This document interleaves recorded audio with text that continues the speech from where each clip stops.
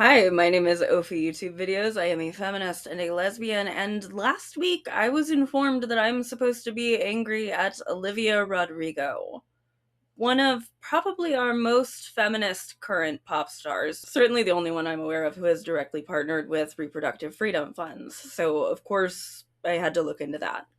Pop star and 23-year-old adult woman Olivia Rodrigo recently released the first single from her forthcoming third album, along with its accompanying music video. And if you had asked me to describe it in a single word, had I seen it devoid of any context about internet discourse and how it goes, I think the word I would have reached for to describe it is benign.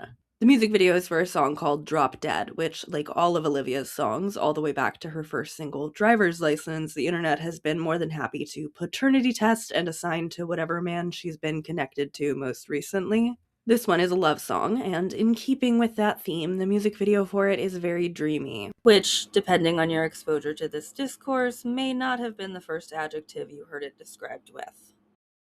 At first, we spend time with Olivia at what seems to be a bar or a party of some sort, and she proceeds to research whoever she met and is singing about on the internet in bed, before the music video gives way to this fantastical sort of vibe, where we watch Olivia as she listens to music on her headphones and dances around and just exists in her own inner world, set to the expansive and gorgeous background of an empty Palace of Versailles.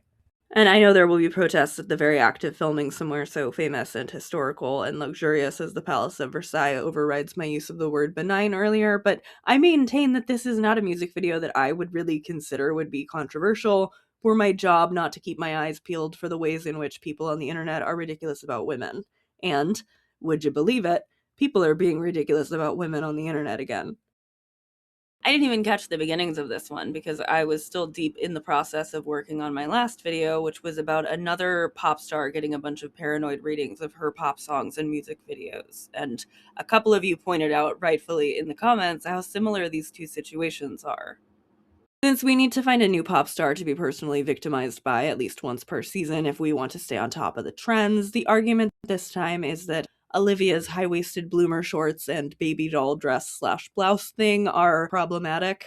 Of course, we have, as an online society, moved just far enough to fear being called out for slut-shaming, so we found new ways to dress up our attempts to police what women wear. Rather than just outright saying we have an issue with the amount of skin a woman is showing, we intellectualize that feeling of discomfort. It's not bad of me to feel a desire to slut-shame a woman, it's bad of this woman to, pander to the male gaze or something. And in Olivia's case specifically, though this is something I've seen wielded against a solid handful of women over the last couple of years, it's not just the accusations of pandering to the male gaze that I went over and dismissed in my video about Sabrina Carpenter's house tour music video, but that Olivia Rodrigo is... Wow, God, this is so stupid I don't even know if I can stay on script. The complaint this time around is that Olivia Rodrigo is self-infantilizing, which is among some of the more polite terms they use for what they're accusing her of. This is, of course, something Sabrina Carpenter has also been accused of, and which I touched on a bit in my video about her and choice feminism. People wielding these complaints also love to use the term pedo-baiting for these women, because I guess what's the point in having criticism of women if you can't find a way to be snarky and witty and tongue-in-cheek about it so you get to feel really clever, right? Let's go ahead and call this chapter I Gazed Into the Misogyny Slop Ecosystem So You Don't Have To. And I'll remind you, while this video is about Olivia Rodrigo in particular, once you've dissected one of the comment threads for this sort of MSE space, they're really all the same. There are always some you can just fully ignore. It just screams well-crafted industry plant. Can Gen Z do anything original? But it never takes more than a couple of scrolls to figure out which talking points are catching on. It's really, really hard to ignore the little girl aesthetic of the music video. What were the people behind this thinking? I'm not going to lie. This whole dressing like a little girl and acting like a little girl thing some of these pop stars do is very, very creepy. I've gathered that this is not a particularly fashionable opinion to have right now, but I really disagree with the premise that Olivia is attempting to look or act particularly childlike in this music video. Surely, yes, she is playing into the sort of romantic, excited naivete that might lead you to write a song about how much you would love it if someone held your hand. Yeah? God damn. But I find it troubling to act as though that feeling of joy and excitement is both inherently sexual and inherently childlike. That's weird. People in these threads love to ask questions they already know the answer to, like, Anyone else find this baby doll stuff creepy? to receive upvotes, yes, sure, but also to play out this very specific mandated social interaction. They want to receive the only acceptable response, which is, A lot of us find it gross. you can tell they already know the answer to questions like that before they ask them, because just a quick glance around at the kind of commentary getting upvoted on the very threads these people are engaging in just so happens to use much of the same language being used in the leading question. And accusations like creepy and gross are far from the only things being recycled in this case. Maybe there's a reference here I'm not understanding, but this dress is creeping me out. It feels like she's dressing up like a sexy baby and catering to pedos. If you poke around even a little bit, you'll see sexy baby repeated a lot in this discussion, as well as that final claim, which is what really spurred me to make this video in the first place. People did, I guess, attempt to answer the question as to what Olivia might be referencing with her recent fashion.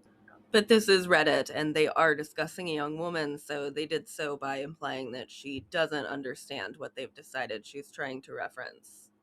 It's meant to be a reference to the baby doll aesthetic, which Courtney Love popularized, but it's supposed to be accompanied by dark, messy makeup, fishnets, and holes in clothes. It's meant to be grungy and messy and more doll than baby, and even it was controversial in the 90s. I really don't like it here. It's like she doesn't understand the point of the aesthetic.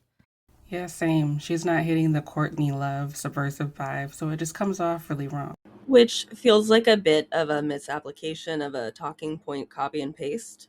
I will allow that the baby doll dress she wore to the Spotify Billions Club performance is very much a baby doll Courtney Love inspired look, but the outfit in this music video, though it's been swept up into the language of baby doll because of this backlash, is really just pajamas. When that Reddit user said maybe they're missing a reference, the reference they're missing is not just that there's a punk rock inspiration for the micro baby doll dresses she's been wearing in other contexts. It's that these are fancy, flouncy sleeping clothes that very much fit the Marie Antoinette aesthetic that is pretty much mandatory for something being shot in Versailles. The reference point for this music video in particular is not Courtney Love, it's Sofia Coppola, but to acknowledge that would be to have a conversation about art by women, and it's much more fun to just play outrage autocomplete instead. And so you'll see a lot of entirely baseless comparisons being made to sometimes other rightfully hated women in a sort of shorthand for the groupthink. Like, I just can't with this era of her. Too juvenile to me. Reminds me of Melanie Martinez, and she creeped me out as well. as though our problem with Melanie Martinez should be that we found her art creepy and not, the sexual assault allegations. And of course, it's never hard to spot the people who want credit for having hated this woman since before it was cool.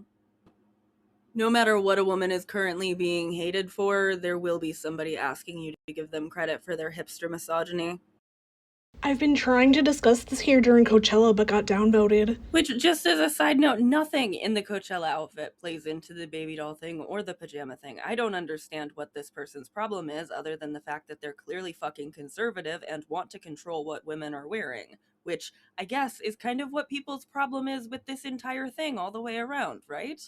If you're, normal about women and also less online, you might be surprised actually to know how many people who are clearly considering themselves the defender of women as they slide into this conversation to attempt to police a 23-year-old's clothing are comfortable just explicitly setting an expectation that she ought to be wearing more makeup.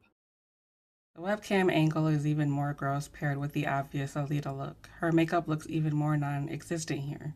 Didn't she used to wear more makeup?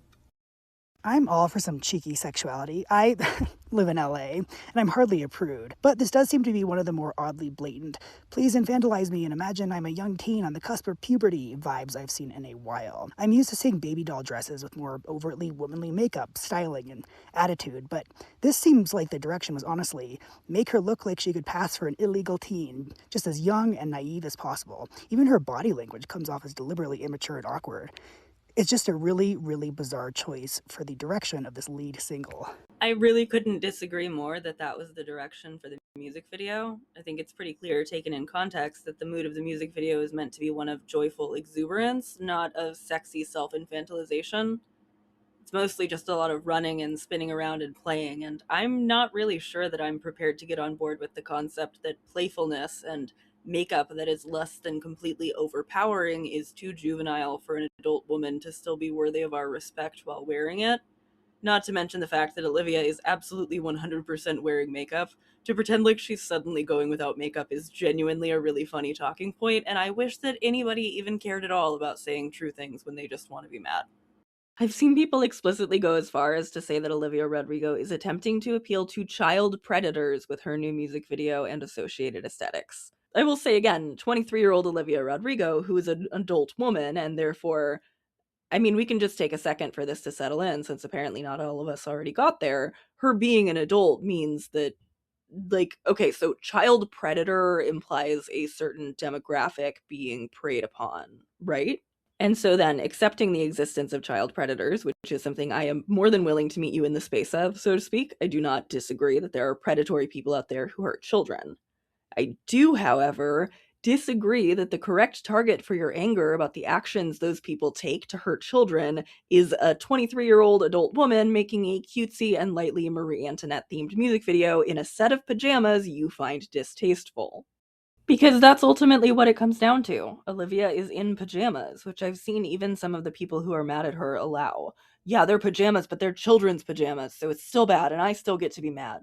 But her wearing pajamas makes sense because, again, this is a dreamy music video about waking up in the halls of Versailles and dancing around daydreaming about being in love with someone you just met and haven't kissed yet. The pajamas also make sense because the music video is very joyful and playful, and this makes me feel like I'm losing my mind. The costuming was very clearly picked out with the amount of motion it would have when she ran and danced and spun around in mind. It's not a baby doll dress to make her look like a literal toddler because she is maliciously intent on normalizing pedophilia. It is a cutesy, girly, feminine set of pajamas with tulle cut to fluff out around her when she dances. There is at least some attempt at introspection of the discomfort some of these people have beyond just icky, gross vibe levels sometimes, which is almost a step in the right direction, but it still feels short to me in terms of directing the anger they feel toward a completely unrelated third party who isn't doing anything even remotely resembling what they've decided to be angry about and is just wearing fucking shorts. In light of current events and news, where a chunk of the powerful men in the world are literally into little kids, why do artists still insist on dressing like little girls? It's weird. I saw the outfit in a post here and independently felt uncomfortable with the juxtaposition of the very young coded outfit and the sexualized moves. 30 years ago, no one would have blinked, but now we're holding men who groom and abuse teen girls accountable, and it just seems in poor taste. A slightly different cut in the outfit or a different stage move, and it would be fine. First of all, we're holding those men accountable how exactly? And who is we? Bleak but true. I know whoever said this would like it to be true when they say that we're now holding these men accountable, but we're not. Not by any actual legal definition, and barely even by any social ones. So instead, what's happening here is we're wish casting how we think that the Epstein files and their release should have been responded to, and we are using it to justify directing our outcry toward a 23-year-old woman for wearing pajamas we're just a little bit too woke to call whorish. And earlier, when I called these conversations specifically approved scripts, I say that because when somebody does break away from the approved replies on these comment threads to get super downvoted for saying something really reasonable like, She is an adult woman wearing clothes for an adult.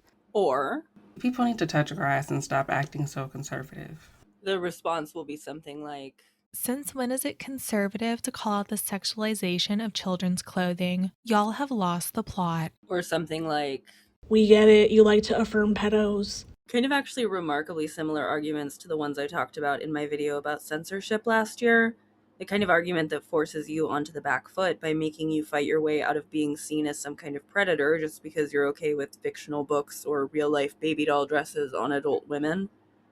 I know that with this sort of audience I've cultivated here, my opinions on Olivia Rodrigo's dress are unlikely to be particularly controversial among my regulars, but I also know that this is the kind of conversation that's built to make you either change your mind or shut up while you're scrolling the discourse, because people will be so quick and so cruel about shutting you down.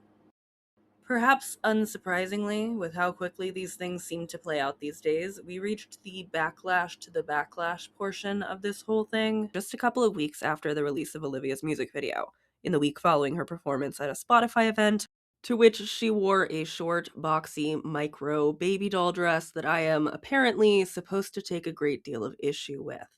This Spotify Billions Club performance is where the outfit and its associated discourse first hit my feed, and as with so many times when I hear that people are angry at a woman before I've seen what they're upset about, I saw this dress after I saw the discourse, and I had the distinct feeling of, wait, that's it? That's all? I'm supposed to be getting that mad, and it's about this? From what I've read on Reddit from the people who are sincerely mad about all of this, I think they would argue that it is not, in fact, just about the baby doll dress in particular. Detractors have issues with all sorts of aspects of the marketing for Olivia's forthcoming album, both individually and communally, with complaints ranging from feeling that she and her team are too money hungry for releasing too many variants, all the way through complaints about her clothing, to nitpicks and paranoid readings of even just the font and aesthetics of her lyric video. And I know what people are mad about, because for the past week, I have had posts and comment threads about it all pushed to me pretty steadily on Reddit, YouTube, and in those rage bait thread posts they show you on Facebook to try to get you to use another god-awful platform. You are not taking me to a second location, Zuckerberg. The reason why I'm qualifying this week as backlash to backlash and not just backlash is because, after a few days of me living with that algorithm shift and keeping my eye on it, I began to notice some articles cropping up from various outlets, written by reporters who were seeing the same things I was seeing and thinking a lot of the same things about them too. There's a great article in Teen Vogue, for example, titled "The Olivia Rodrigo Baby Doll Dress Discourse is Once Again Out of Control," which was written by Kara Nesvig on May 11th, just days after Olivia's performance at that Spotify event. This article features a solid primer on baby doll dresses, both their history as a garment and their place in culture with regards to rock music, even going as far as to include helpful example images. It also helps to contextualize the dresses in regards to Olivia specifically, quoting her telling British Vogue that her Pinterest is all baby doll dresses and 70s necklines, and that she wants the album's overall vibe to feel fun and laid back. And though I apparently disagree with a large percentage of the more vocal people participating in this internet discourse when I say this, I think fun and laid back is pretty much exactly the vibe that this short, boxy little dress she performed in gives off. Fun and laid back is also how I would describe the vibe of the alternate music video for one of the many variants of Drop Dead, filmed in Versailles like the main video, but this time the footage is intercut with some shots that seem to be directly from whatever Apple product does these little filter mask things. Or maybe it was just convincingly edited. But I thought it was cute. Reddit, who is, well, Reddit, apparently read this as a Lolita cam girl vibe, which is what I meant about people applying paranoid readings. We're actually going to circle back around in a few minutes as to why those filter effects from this alternative version of Drop Dead are quintessentially Olivia Rodrigo, and I am going to resist the urge to sidetrack about how frustrated I am at how often people invoke Lolita when they want to say a slut and also childlike, because that seems like a pretty severe misunderstanding of a book. I haven't even read the book, and I know that. Instead, I'm going to preemptively address another thing that the "it's not just about the baby doll dress" crowd insists justifies, or at least minimizes, how much one should be expected to care about this backlash toward Olivia. Which is that, as I've said, though I didn't see it mentioned in the Teen Vogue article, which is fair enough because it's not purely relevant to the fashion of it all, there have been complaints about the amount of variants for Drop Dead. They're not remixes exactly, although one of the variants is just sped up and the other is slowed down. These are just straight up variants, as in alternate versions of the song sold in order to offer the artist more chances to chart and to offer the audience more ways to buy the single. Before I saw any posts about Olivia's clothing, I saw people posting about how they found this overbearing, especially because her official fan account posted a checklist graphic marketing all of the different variants to fans, and then proceeded to repost Instagram stories from fans who had filled it out that they had bought things. I wasn't online to look at this at the day, so I can't confirm if it was only the completely filled out to-do lists, as though all 9 variants had been bought, getting reposted. Stories only last for 24 hours, and obviously the ones that got screenshotted are the ones that back up the narrative that, fans who decide to buy multiple variants of an artist's single have been forced into doing so at gunpoint. I know that there are people who have big feelings about this, and I'm sure we'll hear from some of them in the comments, but I'm just not one of them. I don't really care about this. I mean, sure, I think it sucks. I think charts should work differently than they do, but I've never had it in me to get very worked up about variants, and I don't have it in me to be angry about a fan page posting the sort of streaming/charting tactics that have been sort of normalized by K-pop stans and Swifties. A lot of the outrage I've seen around this specifically relies on this being shared by her official fan page, but like, it's called Livy's HQ. Presumably, if you are a casual fan of Olivia Rodrigo, you are following her main account, which doesn't seem to have been involved in the posting/reposting of the to-do/to-buy list. And if you're like a really invested fan who calls yourself a Livy, for example, and you want to be at the headquarters, I guess, you would follow Livy's HQ, and you would probably not be put off by seeing marketing in the stories from the Instagram account that you specifically followed so that they would market to you. I don't know, I guess maybe I could be persuaded to find it a little worse if she had shared that from her main account. I think I would be okay with calling that tacky. And it's fine if you think that doing it from the fan account is a little bit tacky. It's just like how you don't have to like Olivia Rodrigo's outfits so long as you're not allowing that dislike to turn you into a fucking conservative. But for me, as my friend Little Shop of Alley put it when I tried to explain this controversy and my lack of emotional response to it, it's not something that ignites anything in me. And I tried this time around, just for the sake of knowing what kind of arguments I'm going to get in my comments. I tried to understand why people are upset about this. But let's actually take a look together, presented with a calm voice rather than one that benefits from you getting angry enough to stay engaged with the video and then like 8 others about how terrible other women are. We're going to look at these 9 variants on this graphic that people were using to say that Olivia was so greedy. The iTunes download checklist still has the single version of the song. Later counts of how many versions of this song are available for download would be inflated because the album pre-order would be counted separately, I guess. There is a sing-along pack, an iTunes limited cover, the slowed down/sped up versions I mentioned earlier, and the music video that we've been talking about all this time. The first thing I'm unfamiliar with here is a sing-along pack, but from looking it up, it appears to be a karaoke track with a karaoke music video, which isn't super familiar to me, but doesn't sound so ridiculous. There's the iTunes limited cover. I saw somebody paranoid read this to take it that it was a limited time only digital variant. It's just an exclusive cover. The cover is limited to iTunes. iTunes limited cover. I'm not really an Apple person, but like that must be a thing that probably happens, right? It sounds a little bit less ridiculous than it did when we wanted something to be angry about, I think. And the slowed down and sped up thing is something that I've seen done for other singles as well, at least for as long as TikTok has been around. And I didn't get mad at any of those other artists for it then, and I'm not going to start getting angry at someone new for it now. So that leaves us with the sing-along video from that karaoke pack and the standard music video. And then also separately, as I mentioned earlier, we have those alternate music videos for the single, one of which was framed as though through Apple Procreate. So that makes the iTunes collab for the alternate cover kind of even more reasonable, right? Because they probably have some kind of branding contract.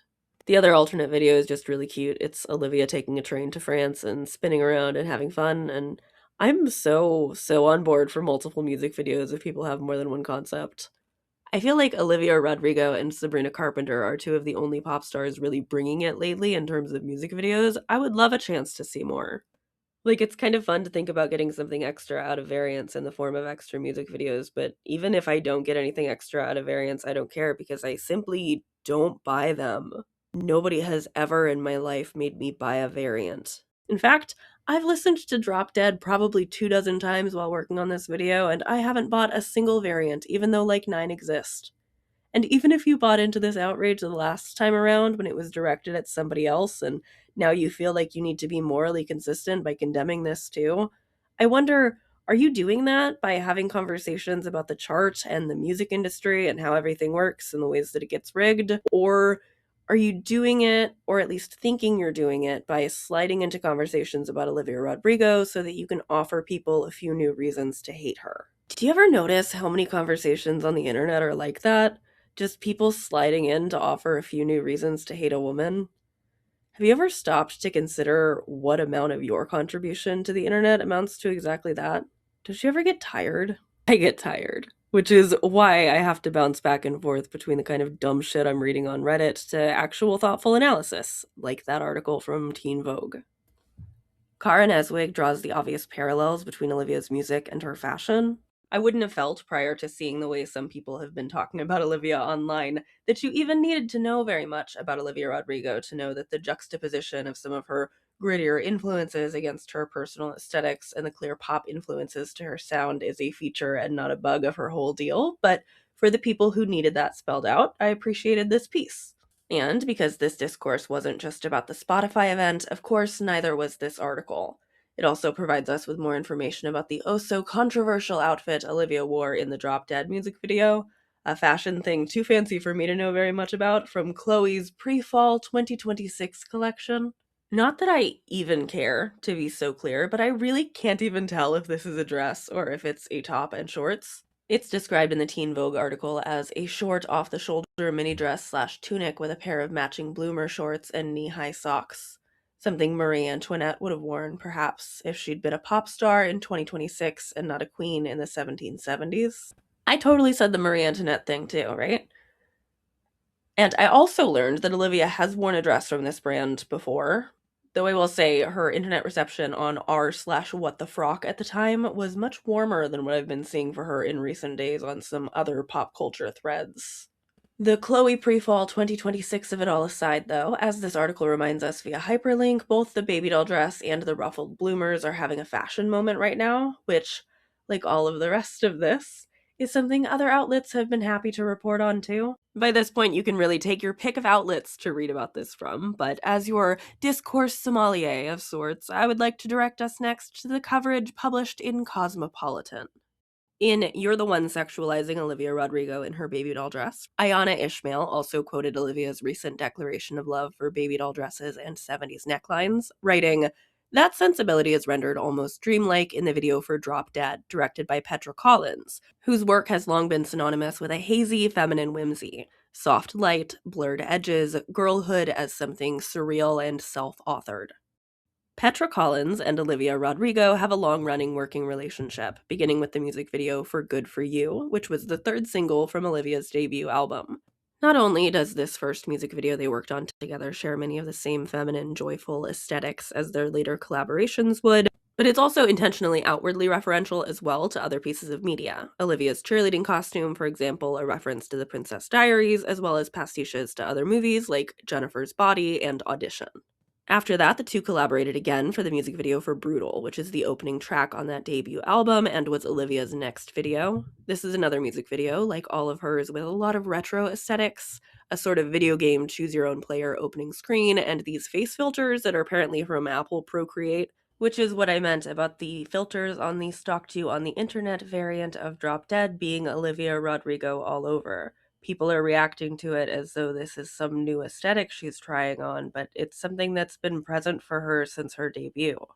Present in just about every era at this point, just like her collaborator, Petra Collins. Olivia and Petra continued to work together into Olivia's next era when Vampire, the first single for her sophomore album Guts, came out, and Petra was the one to direct that music video. It's another one that's deeply referential to film that Olivia enjoys, in this case, fittingly for the song's title and its artist's age, The Twilight Saga.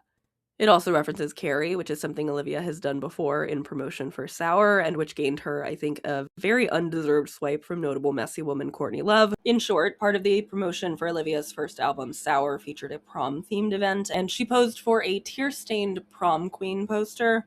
I think this was a reference to Carrie as much as it was to the cover of Hole's Live Through This, where Courtney Love also posed with a bouquet, a prom queen crown, and running mascara. Courtney noticed the similarities, had a messy day on Instagram that I don't feel like recounting, and even when Olivia responded, noting her love for Courtney and lived through this, Courtney continued feeling entitled to flowers and an apology note. I felt so bad seeing this play out at the time. Olivia was so young during the rollout for Sour, and she's still so young even now, but she was a baby then. And Courtney Love is among influences she's always cited as being really inspirational to her, and even now, after all of this, when she discusses her love of baby doll dresses, she cites Courtney. More recently than all of this, Courtney has weighed in on Olivia's side in this whole Babydoll backlash, sharing Instagram stories supporting her. So I'm bringing this back and forth up not to further what seems to have been a squashed beef between a then teenager and a grown woman with a penchant for being messy on the internet, but just because I want to give context for how long Olivia Rodrigo has been this deeply referential artist. And as far as who she's working with sometimes to make these references, with Petra, they worked on another music video together for Bad Idea, right? Which was the second single for Guts. And wouldn't you know it, this music video is also deeply referential. This time, according to AmericanSongwriter.com, to 90s B-movie horror comedies. The song is about hooking up with your ex, a thing that you know is a bad idea, and the whole thing has this sort of dreamy, satirical vibe to it. It is not the easiest on my eyes with some of the flashing effects, but it's a really fun music video, like all of her music videos. It's so clear how well Olivia and Petra's aesthetics work together, and also clear, I would imagine, from all the times they've continued to work together, that Olivia likes what Petra does when they collaborate. Bad Idea, right, wasn't even the last time Petra and Olivia worked together during the Guts era, as Collins also directed some ads for some headphone integrations that they did together. An ad which, I would note, leans into a lot of the same aesthetics that so many of the same people finding themselves compelled to talk about how suddenly uncomfortable they are with Olivia Rodrigo are now had no issue with this time around, or at least not vocally. Down to mannerisms I've seen people in Reddit threads pretend are brand new and ascribable to her sinister new attentions, like crawling around on the floor, a thing she's been doing for a while. As someone who enjoys actually using my brain and analyzing things, it's really frustrating for me to think about what a comparatively enormous body of work we have to sample from when we look at and think about Olivia Rodrigo and Petra Collins collaboratively. Essentially, timestamps from each of Olivia's individual eras, from when she was 17 years old, Petra helming the music videos for songs that are thematically important within Olivia's album and within the promotional cycle for those albums again and again, because they clearly work well together and have something to say together.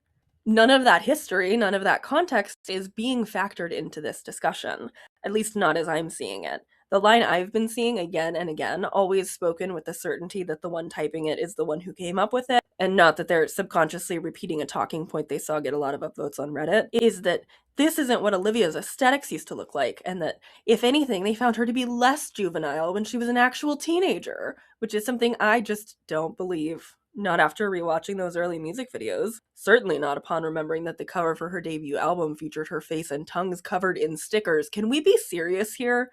Can we be intellectually honest when we feel like criticizing a woman, or is that just out the window? I actually really like this song, but cannot get on board with the sexy toddler clothing and tween filters. Her marketing and presentation seemed more mature a few albums ago when she was actually a teenager. Which is just like, hey, you don't actually think that. If you do actually think that, your media analysis is spectacularly and stunningly bad, but I'm so sure you haven't even looked back at her marketing from when she was a teenager, which has, in fact, from the very beginning, had a very youthful aesthetic to it. You've just decided something that you think sounds good to say. There's no need to make sure that the thing that you're saying is grounded in any actual reality. There's no need to be intellectually honest. To be intellectually honest would be to actually look at the scope of what we're talking about when we talk about it. Are all of these other music videos also wrong? Is this music video really such a divergence from those other ones? Did we find those other music videos wrong at the time, or once somebody is leading us to that conclusion, can we drum up a few things to be angry about? Another piece of intellectual honesty here would be to contextualize our criticisms not just into the history of Petra Collins' collaborations with Olivia Rodrigo, but also into the context of Petra Collins herself, a celebrated photographer, director, and filmmaker who has had entire write-ups done about her having a female gaze.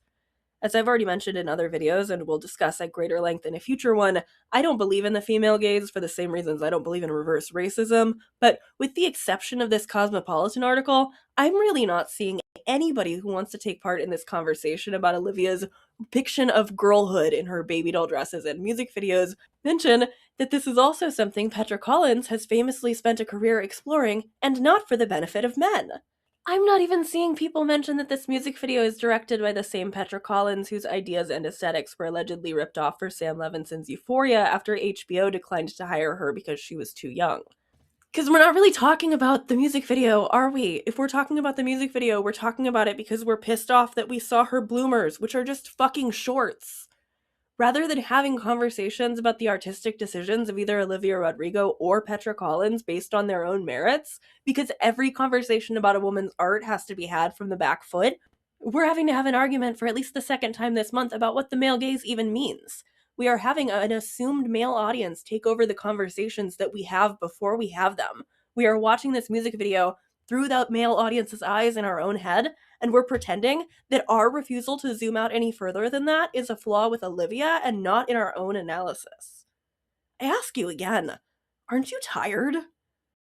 This article rules, highly recommend, but because not all additions to internet discourse that are on our side are created equally, I do want to talk about one article that came out during this little run that I feel less fondly toward, which is the Rolling Stone coverage about this story. Much of the bulk of it is fine. It does the same sort of Babydoll history lesson the other articles did, but the headline speculates that the outrage feels like bot behavior. And while I was prepared to have somebody convince me of as much, this article did nothing by way of actual legwork for that, pointing instead to similar articles that have been written after analysis was done by a, controversially trustworthy at best startup firm that had previously reported about bot campaigns against Taylor Swift and Chappell Roan. The thing is, I do think there was bot activity in both of those cases. I don't know about the number that the startup firm polled, but I do know that I certainly saw plenty of inorganic content with my own eyes last fall and early this year from otherwise blank or brand new accounts. But I also know lots of people and accounts who I'm positive are not bots who ended up fully buying into the copy and pasted talking points about stuff like how if you arrange the vinyls for midnights in a way nobody would ever think to do, you can make it sort of look like a hate symbol if you squint. I don't think there's no motivation for a bot campaign to be deployed against Olivia Rodrigo, but that's really not what the shape of this feels like to me, and it's frustrating to see an article that has so little basis with which to say that get published when it's like, damn, talk to me instead. I have some shit to say about this that's at least somewhat more founded than just, I want to have been right if this comes out later. Thing about this article is that it's so weak it makes all the other articles defending her look a little bit weaker by association. Because it has no evidence for the claim it's making in its headline and conclusions, and honestly, even if it did have evidence, this probably wouldn't change. The people I saw reacting to it on Reddit were doing a lot of, oh, what? So everybody who has criticisms is a bot now? Is this what everybody's PR teams are going to start doing? I don't believe it. I'm a real person and not a bot. Who else here is a real person like me? And then they all upvote each other and exchange high fives for having the same opinion as alleged bots, rather than doing some introspection about if it's troubling that they have the same opinions people might pay bot farms to boost online. Even as someone deeply concerned about the prevalence of bots in our internet discourse, it's hard to imagine an article that would be less helpful in trying to encourage anyone to think about that more than they already do than one that essentially just says, well, if it's weird, it's likely to be bots, and then shrugs their shoulder and ends on a quote about Olivia Rodrigo experiencing misogyny. Now, obviously, I'm biased because this is my area of special interest, but I think the ways in which our existing cultural misogyny play into all of that is a much more interesting thing to confront than just speculating that some faceless entity might be boosting a new odd wave of discourse. As I said, it's totally possible that somebody has the motivation to put out a smear campaign against Olivia Rodrigo, but it doesn't feel probable to me at this juncture, and it certainly doesn't feel likely enough that I would ever headline something with it. I know that this writer didn't write their own headline, which is why they're the only one that I'm not naming by name, but God, what else are you possibly expecting from something like this other than for people to double down on whatever their existing opinion is? The people skeptical of this outrage get to just write it off. They saw the headline for a paywalled article that said it felt like bot behavior, shrugged their shoulders, and assumed nobody really thought the things they were saying. But as people are more than happy to demonstrate for us in Reddit threads, there are plenty of real people who have these opinions, be they informed or just amplified by those potential bots. So an article like this feels like it's just begging for replies like, raise your hand if you're not a bot and you don't like sexy baby fashion. This, for example, I completely believe was written by a real person.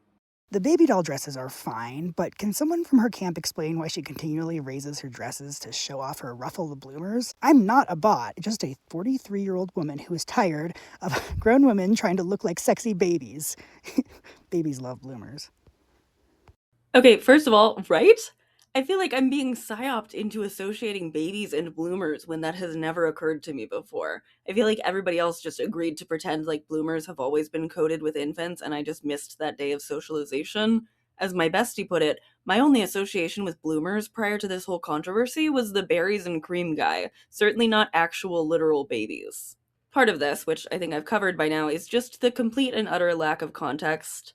No matter how many of these commenters would assure you that they watched the entire video before they made up their mind, I imagine this has gotta be a situation like the album cover for Sabrina Carpenter's Man's Best Friend, where people's paranoid reading after having context set up for them by uncharitable strangers on the internet primed them to see something in a much more sinister light than they otherwise might have interpreted it.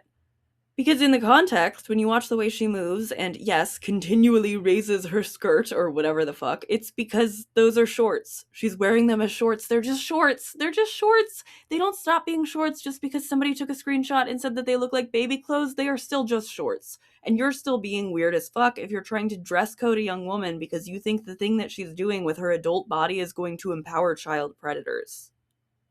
And, I mean, I think it's a little funny to hear a self-described 40-year-old woman be so concerned about what a pop star in her early 20s is wearing and get so vitriolic about this so-called sexy baby thing, as though she and Olivia Rodrigo are peers of the same age, as though this woman's own compulsions about what she may and may not be allowed to wear should be just as applicable to this person who has been alive roughly half as long as this commenter, and who has been on a very public stage for much of that much shorter life, and who has faced and will face much more severe amounts of scrutiny toward whatever relationship with womanhood she is negotiating on that public stage. Like, you can get me to care about plenty of things, but whether or not I find the shorts somebody younger than 25 years old is wearing to be appropriately mature is just not an option if you want to rile me up. Sorry, there are actual real problems in this world, and that's not one of them. And no matter how hard you try to associate this with actual CSA, there's just no actual thread to pull there. Which should be evidenced by how vague and unhelpful the term sexy baby is, but like, I guess it's slightly less annoying than invoking Lolita, so I'll take what I can get. And while plenty of people are pseudo-intellectualizing their complaints by pretending like it's some righteous stand they're taking against child predation, there are, of course, just as many who are happy to admit they did not need a moral soapbox to decide they needed to weigh in on the striking culture issue of, again, I'm just gonna keep saying this, a 23-year-old wearing pajama shorts. Honestly, even if there was no controversy surrounding this sexy baby trend, prancing around in what closely resembles a diaper is just straight up goofy looking. And this picking up and reusing of terms like sexy baby and creepy and catering to pedos and everything, it all feels so indicative of the misogyny slop ecosystem to me. The way it's not just a bunch of people coming to the same arguments over and over again, but the exact same lines.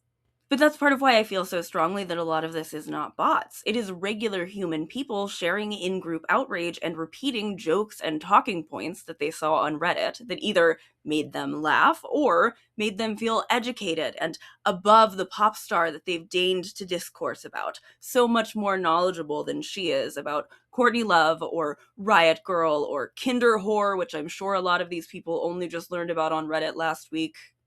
Also, I'll say it, I'll be brave, I really truly do not think these shorts look like a diaper. I don't think anything about this color scheme or choice of fabric is juvenile, and I'm not even being contrarian when I say that. I am being contrarian when I say I've swung all the way around from just being defensive that the cut is perfectly reasonable for sexy adult pajamas into thinking it's actually pretty cute on her. For sure, that's just me being contrarian. But I don't think it looks like a diaper. I think it's just shorts. I think it's just shorts. But there's so much social capital to feel like you're gaining by being willing to jump on this and pretend to see diapers where there's really just shorts. Not just the bonding ritual of identifying a new woman to target as the cause of our suffering under cis heteropatriarchy. Not just the upvotes and the social media interaction, but also the way that it helps you to conceptualize of yourself. As somebody smart, as somebody who rushed to make the criticism before anyone else could get there, or at least before you saw anyone else do it, as somebody who takes the criticisms other people have of women on board and convinces yourself that it's the most important fucking thing even when it's not.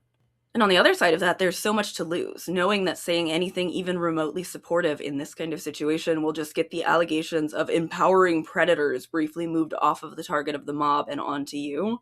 So I feel even a lot of the people who find this discourse ridiculous stay out of it, and then our tolerance range for acceptable displays of femininity and sexuality just continues to shrink and shrink and shrink. I touched on this earlier when we were going through some of those comment reads, but I'm particularly troubled by the idea that Olivia Rodrigo, by right of wearing less heavy makeup, apparently immodest shorts, and a short dress, and by being in a music video where she expressed joy and exuberance, is not only empowering predators, but that she is pandering to them. I genuinely don't understand where that train of thought ends. If Olivia Rodrigo needs to wear heavier makeup to be taken seriously as an adult woman, is that a standard you are knowingly applying to all women? Do you think about butch women even one time in your little assessment of the world, or is it just all femmes? Or do you have a special different set of rules for pop stars who apparently impact the inner working of human trafficking rings they have no part in based on just the hemline of their clothing? And that's also not even to mention what an unwinnable double standard this is. People are willing to say now that they thought Olivia used to wear heavier makeup and they liked that more, but what indication do we possibly have that these same people won't turn around and decide that whatever makeup look she might be interested in next is pandering to the male gaze? And if we agree that this baby doll dress and these Marie Antoinette jammies were too far, which, to be clear, is still not something I am willing to agree to, what other garments do we then have to be willing to cede? What's going to be the next thing that a woman wears that we all circle around to agree is the cause for the ills of the world? At what point are the people using this kind of criticism against Olivia Rodrigo going to admit to themselves and the rest of us that they're using the same kind of messaging my extremely conservative upbringing used to use to police my clothing for fear of being a stumbling block to the men in my path? One of the more troubling things I've noticed in the way people have been discussing this is admittedly something most people are just being a little silly with. They'll take an issue with something like Olivia Rodrigo's pajama set or Babydoll dress, and they dress it up in a way that still makes sense for the way that they would like to conceive of themselves, calling themselves the friend that's too woke and hiding behind that because it allows them not to have to truly examine what it is they're saying. Because what it is that they're saying is conservative. Baby girl, that's not the friend that's too woke, that's the friend that's too Jerry Falwell.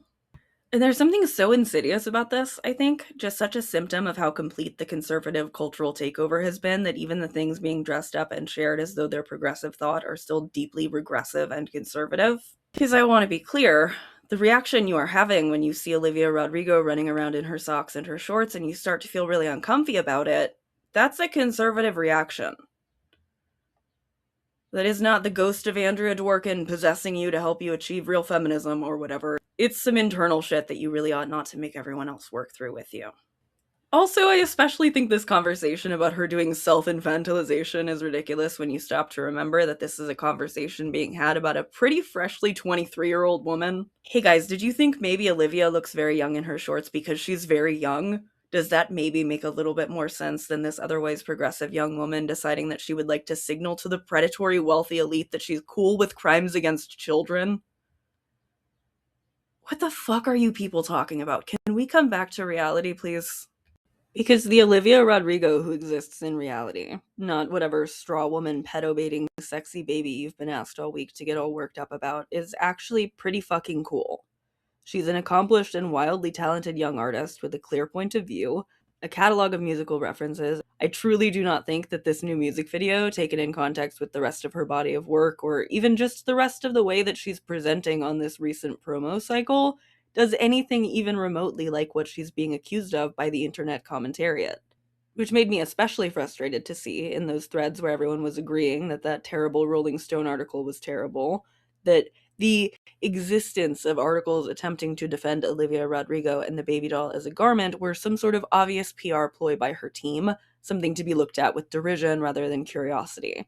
So there was a lot of, I definitely feel her PR team is working overtime on this album release. which, yeah, I sure hope it does. First of all, they were always going to be in overdrive because she's in an album release, but second of all, do y'all think that when you run around on the internet doing things like saying that a woman is pandering to some of the absolute most vile and terrible people that you could accuse her of pandering to, that they're not going to have people on their comms team who are trying to make sure that the SEO results for their client aren't going to be something heinous and also fucking factually baseless? You are not special or clever for understanding that a pop star has a PR team, but I don't even think that I agree that most of these articles were written as a direct result of Olivia's team reaching out asking for spin. I'm not saying that couldn't have happened, but I'm saying that I certainly felt compelled to talk about this without any outreach from Olivia's team, and that I might feel extra compelled to discuss this if I were, a fashion outlet who was writing about a widespread internet discourse on whether or not a piece of clothing that is in fashion is morally acceptable to wear. Like, no shit, that generated a bunch of articles. Not everything is a conspiracy. Sometimes you're just a little stupid. And if you can't understand that outlets are just as incentivized to write something about the pop star drama of the day to get clicks as you are to click on it, and that sometimes writers get assignments from their bosses that don't come directly from the woman you hate's payroll in some nefarious way, I just don't think we share the same estimation of your intelligence there, bud. I was also planning on getting into the fandom wars element that I think powers a lot of this, but quite frankly, I think we've been here for long enough. I will just talk about Olivia again in the future because I'm sure that the discourse will not be over with by the release of her new album.